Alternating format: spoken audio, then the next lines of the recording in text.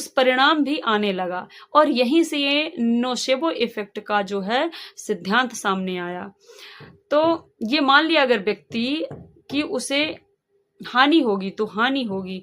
Nocebo प्रभाव सामान्यतः दवाओं के उन अध्ययनों में सामने आया जिन्हें प्लेसेबो लेने वाले पात्रों को लगता था कि उन्हें परीक्षण के लिए ली जा रही दवा दुष्प्रभाव हो सकती है, और तब उन्हें कुछ इसी तरह के अनुभव भी होने लगते थे, चाहे उन्हें दवा दी हो या ना दी गई हो। तो जापान में ये 1962 की बात है। जापान में एक अध्ययन हुआ और उसका यह उदाहरण दिया गया कि उसमें बच्चों के एक दल को विषैली आईवी बेल से एलर्जी थी।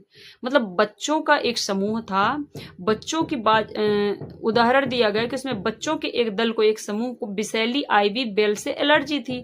शोधकर्ता ने हर बच्चे की बाजू पर बेल का पत्ता मला और कहा कि वह जो आईवी का पत्ता था, नियंत्रित परीक्षण में उन्होंने बच्चे की दूसरी बाजू पर एक आम पत्ता मला और उसे भी आईवी ही बताया।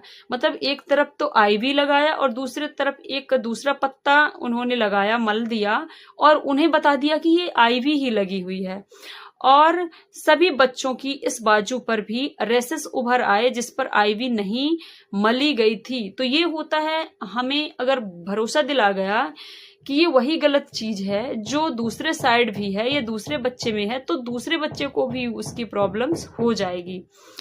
और उन्हें पता लगा कि उस बाजू पर आईवी का असर हो गया है, जिसमें नॉर्मल कोई सा भी पत्ता उन्होंने लगा दिया, मल दिया। 13 में से 11 बच्चों के इस बाजू पर कोई दुष्प्रभाव नहीं हुए जिस पर वास्तव में विषैली आईवी मली गई थी। और जिन बच्चों पर वाकई में वो विषैली आईवी मली गई थी, उन पर तो प्रभाव ही नहीं हुआ, क्योंकि उन पर इन चीजों का इफेक्ट नहीं पड़ा। यह वास्तव में एक आश्चर्यजनक तथ्य है कि जिन बच्चों को आईवी से एलर्जी थी, वह उसके संपर्क में आने के बाद भी उससे अछूते कैसे रहे, और जिस पत्ते से कोई नुकसान नहीं हो सकता था, उस पत्ते से उनकी बाजू पर एलर्जी कैसे हो गई। पत्ते से हानि नहीं होगी, यह विचार उनके इस विश्वास पर हावी हो गया कि वे इस पत्ते के एलर्जिक थे, जिससे असली आईवी के विष का प्रभाव भी जाता रहा। और प्रयोग के दूसरे भाग में इसका विपरीत सच हुआ। केवल सोचने भर से एक आम पत्ता विषैला हो गया। ऐसा लगता है मानो बच्चों के शरीरों ने नए मन से जुड़े विचारों को पल भर में अपना लिया हो। तो कैसे एक पत्ता भी विषैला हो सकता है सिर्फ हमारे बिलीफ से। अगर हमने मान लिया कि ये विषैला पत्ता हमारे लिए दवा बन सकता है, तो वो दवा बन सकता है।